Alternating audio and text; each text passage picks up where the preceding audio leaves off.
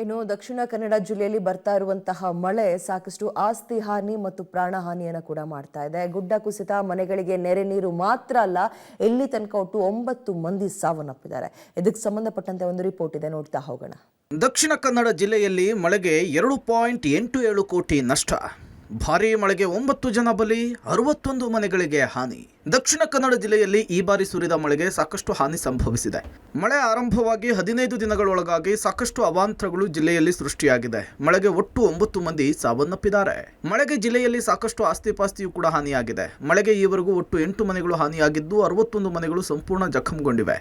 ಒಟ್ಟು 69 ಮನೆಗಳಲ್ಲಿ ತಲಾ 1,20,000ದಂತೆ ಒಟ್ಟು 82,80,000 ಪರಿಹಾರವನ್ನು ಕೊಡಲಾಗಿದೆ. ಜೊತೆಗೆ 245 ಮನೆಗಳಿಗೆ ಸ್ವಲ್ಪ ಪ್ರಮಾಣದ ಹಾನಿಯಾಗಿದೆ. 3.5 ಹೆಕ್ಟೇರ್ ತೋಟಗಾರಿಕಾ ಬೆಳೆಗೂ ಕೂಡ ಹಾನಿಯಾಗಿದೆ. ಹೀಗೆ ಒಟ್ಟು 2,87,05,000 ರೂಪಾಯಿ ಪರಿಹಾರವನ್ನು ಕೊಡಲಾಗಿದೆ. ಜೀವ ನದಿಗಳಲ್ಲಿ ನೀರಿನ ಹರಿವು ಹೆಚ್ಚಳ. ಮಳೆ ಕಡಿಮೆಯಾದರೂ ಹಲವೆಡೆ ಪ್ರವಾಹದ ಭೀತಿ.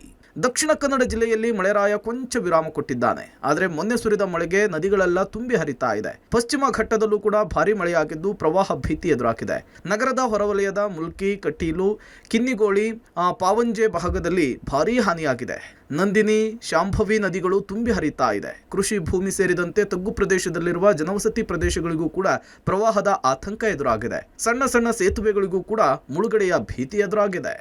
ನಾವೀಗ ಇರುವಂಥದ್ದು ನಂದಿನಿ ನದಿಯ ತಟದಲ್ಲಿದ್ದೇವೆ. ಕಟೀಲಿನಿಂದ ಹರಿದು ಬರುವಂಥ ನಂದಿನಿ ನದಿ ಏನಿದೆ, ಇದು ಸಮುದ್ರ ಸೇರಲಿಕ್ಕೆ ಬರ್ತಾ ಇರುವ ಸಂದರ್ಭದಲ್ಲಿ ಸಾಕಷ್ಟು ವೇಗವನ್ನು ಪಡ್ಕೊಂಡಿದೆ. ಅಂದರೆ ಹೆಚ್ಚಿನ ಪ್ರಮಾಣದಲ್ಲಿ ನದಿಗೆ ನೀರು ಬರ್ತಾ ಇದೆ. ಇದು ಪಶ್ಚಿಮ ಘಟ್ಟದಲ್ಲಿ ಸುರಿದ ಮಳೆ ಜೊತೆಗೆ ಇಡೀ ಜಿಲ್ಲಾದ್ಯಂತ ಸುರಿದ ಮಳೆಯ ಹಿನ್ನೆಲೆಯಲ್ಲಿ ಸಾಕಷ್ಟು ಪ್ರಮಾಣದಲ್ಲಿ ನದಿಗೆ ನೀರು ಸೇರ್ತಾ ಇದೆ. ಈಗಾಗಲೇ ನಾವು ಗಮನಿಸಬಹುದು, ಇದು ಮಣ್ಣು ಮಿಶ್ರಿತ ನೀರಾಗಿರುವಂಥದ್ದು. ಹಾಗಾಗಿ ಮುಂದಿನ ದಿನಗಳಲ್ಲಿ ಮತ್ತಷ್ಟು ಮಳೆ ಆದರೆ ನೆರೆ ಭೀತಿಯು ಎದುರಾಗುತ್ತೆ. ಹಾಗಾಗಿ ಸಾಕಷ್ಟು ಪ್ರಮಾಣದಲ್ಲಿ ಬರುವಂಥ ನದಿ ನೀರನ್ನು ನಾವು ಗಮನಿಸ್ಬೋದು. ಇದು ಬೇರೆ ಬೇರೆ ಭಾಗದಿಂದ ನಂದಿನಿ ನದಿಗೆ ಸೇರಲಿಕ್ಕೆ ನೀರು ಬರ್ತಾ ಇರುವಂಥದ್ದು. ಅದು ಸುತ್ತಮುತ್ತಲಿನ ಕೆಲವೊಂದು ಪ್ರದೇಶಗಳಿಂದ ನೀರು ಅದು ಸಣ್ಣ ಸಣ್ಣ ಕಿರು ಸೇತುವೆಗಳ ಮೂಲಕ ಬರುವಂಥದ್ದು, ಕಿರು ಅಣೆಕಟ್ಟುಗಳ ಮೂಲಕ ಬರುವಂಥದ್ದು ಎಲ್ಲವೂ ಬಂದು ಈಗ ನಂದಿನಿ ನದಿಗೆ ಸೇರ್ತಾ ಇದೆ. ಹೀಗಾಗಿ ತಗ್ಗು ಪ್ರದೇಶಗಳಿಗೆ ನೀರು ನುಗ್ಗುವಂಥ ಭೀತಿಯೂ ಎದುರಾಗಿದೆ.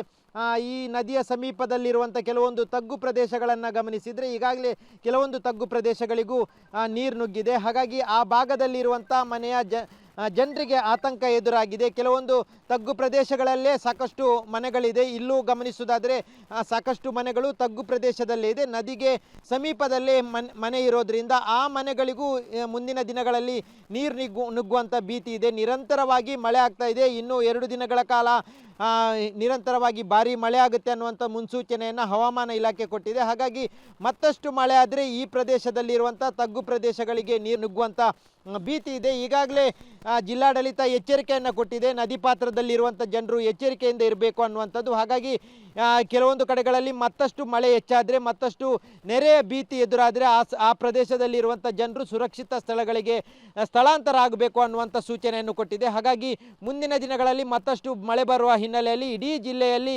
ಆತಂಕದ ಪರಿಸ್ಥಿತಿ ನಿರ್ಮಾಣ ಆಗಿದೆ. ಒಟ್ನಲ್ಲಿ ದಕ್ಷಿಣ ಕನ್ನಡ ಜಿಲ್ಲೆಯಲ್ಲಿ ಸುರಿದ ಭಾರೀ ಮಳೆಗೆ ಸಾಕಷ್ಟು ಆಸ್ತಿಪಾಸ್ತಿ ಪ್ರಾಣಹಾನಿಯಾಗಿದೆ. ಮುಂದಿನ ದಿನಗಳಲ್ಲಿ ಮತ್ತಷ್ಟು ಭಾರೀ ಮಳೆಯಾಗುವಂತಹ ಮುನ್ಸೂಚನೆ ಇದ್ದು ಜಿಲ್ಲೆಯ ಜನ ಮತ್ತಷ್ಟು ಆತಂಕದಲ್ಲಿದ್ದಾರೆ. ಹೆಚ್ಚಿನ ಮಳೆಯಾಗುವ ಸಾಧ್ಯತೆ ಇರುವುದರಿಂದ ಜಿಲ್ಲೆಯ ಜನ ಎಚ್ಚರಿಕೆಯಿಂದಿರಬೇಕು ಅಂತೇಳಿ ಜಿಲ್ಲಾಡಳಿತ ಸೂಚನೆ ಕೊಟ್ಟಿದೆ. Sukhpal Polali, public TV, Mangaluru.